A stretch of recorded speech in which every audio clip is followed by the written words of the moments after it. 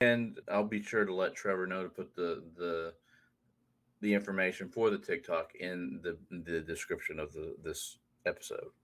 There you go. Yeah, I know that Trevor's been texting a lot about it because we have grown, I would rather say exponentially over the past few days. Yeah. Because he said we were getting 10, 15, sometimes up to 10 or 15 new Yeah. followers a day over there. So, for the past 700 episodes or so, we've done two truth or a lie. But me, as Trevor isn't here, we do have a special Hmm. guest, and she is joining us right now. So we're gonna bring her in, And then and we're going to let her know about the two truths and a lie, but she doesn't know about, and we're going to see yeah. how that goes. Okay, everyone, this is our very special guest, Michelle Steiner. She's going to talk to us about traveling with special needs and some disabilities.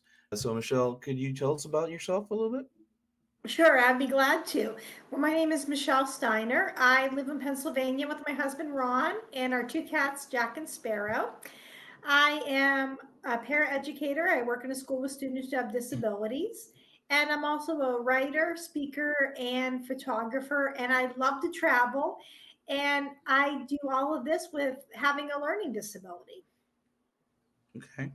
So, have you been on cruises before, or just I have land never land vacations?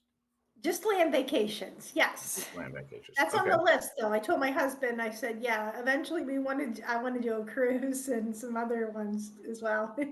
Oh, you got to do a cruise, yeah. Yes. Cruising is addictive. It's one of those things that you're either going to absolutely love it or you're going to not enjoy it as much. I know that, but it seems like there's like that toss in between. There's really not an in between, I should say. Everybody, they're really, really like us. They just can't Yeah. wait to get on to the next one. And then there's other guys. My wife has a friend. She just took her husband on her first cruise, and he was miserable the entire time, and he does not want to do it again. So, Oh no. Yeah. but yeah, no, but yeah, no, that's the way it is for them. And so, but it's cool though. So you tell us a little bit about your disability.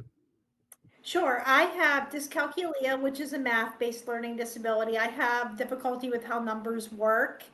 I just can't seem to get the concept of them.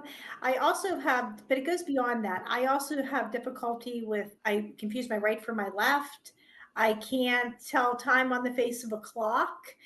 And it's really difficult for me to be able to process directions. I also have visual perception issues, and that is in my brain, not in my eyes. So I have relatively normal vision, but I am not able to, just be able to coordinate everything. Just how my brain processes information. Hmm. And I also have hand dexterity issues, and that wasn't diagnosed until I was an adult. And I struggle with things such as opening up locks, my hand dexterity issues. Sometimes folding things can be really difficult. My handwriting has always been messy. And then when I got diagnosed with the hand dexterity issues, that also started to come to light too. Ah, awesome. Okay. Okay, so the problem with numbers, I could see how that could be a challenge in traveling. So, Definitely. flying or even driving or any of that kind of stuff. So, how do Or you? even cruising. Yeah, well, yeah, he's gonna. I mean, in honesty, just true, just normal everyday life. I mean, Yeah. because I mean, I Right. know for myself, but Uh, how does one of those things that So, how does it impact your everyday life? Well, one of the things it definitely does in my everyday life, and even with traveling, is it is a processing disorder. So I Hmm. mean, I have trouble processing information. So it can be really difficult. I'm not able to drive to work, but luckily my husband takes me in the morning, and I have a great coworker that takes me home at the end of the day. I also live in a central location. I mean, we have a small town, but I'm able to get to where I need to be able to go. And I mean, that's one of the ways. All the kids know, or they'll soon find out at work, I cannot help you with math. And I'm really honest and humble about things that I'm not able to do. But sometimes it can even come in different forms, like they could be folding something. And Hmm. I'm like, okay, I'm probably not the person to ask for that. I can't help them when they have to unlock their locker. So I have to go to another staff member and say, can Hmm. you please help them? So that's some of the ways that can affect me at work. But sometimes even if people give me information, it might take me a second to process what they're doing or what they're asking me to do. Hand dexterity can also be an issue as well. I'm not able to really lock our door or unlock our door effectively. That was one of the first things I started to write about, was that frustration. And there was a prompt on the mighty, what's a seemingly easy task for you, but it's really hard for other people. I mean, not for me. I Hmm. mean, something that's seemingly easy for other people, but is hard for myself. Right, And that was right. one of the first things. If I also, how math will affect me if I'm in public, it is really hard if I'm at the store to know just how much money I'm spending on something. It's always a surprise when I go to the register, which I'm sure it is for everybody nowadays. But when I go, it really is a shock to me. And if you Hmm. give me a credit card or a debit card, it's so abstract that I spend more. But if you give me $20, I can visualize the money and just, I know what range I have to be in. It's not perfect, but I can give myself a range. It can be hard if I'm trying to give a tip. That can be really difficult as well. So I use my phone.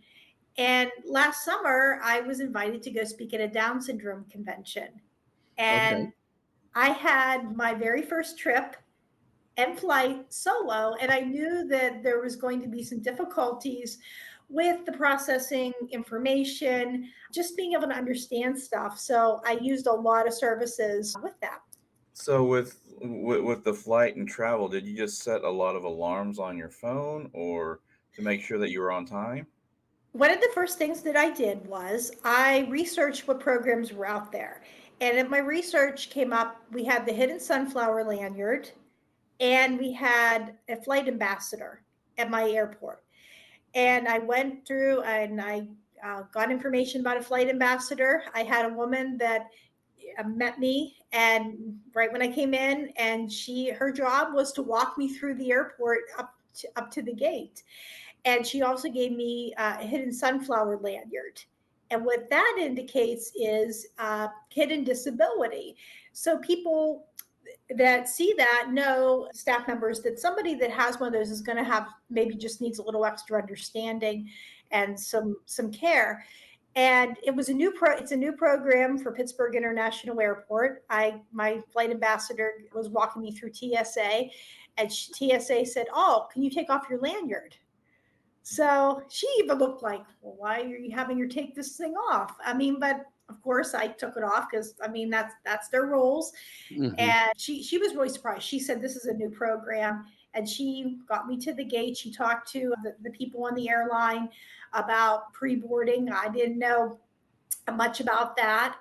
And it was really good that I did that, because there was another woman that was on our trip that had a son that had Down syndrome, and it was a full flight, and nobody would give up their seat so she Oh. could sit with her son. And I wish I would have known. But when we were on our way home, I gave her all the information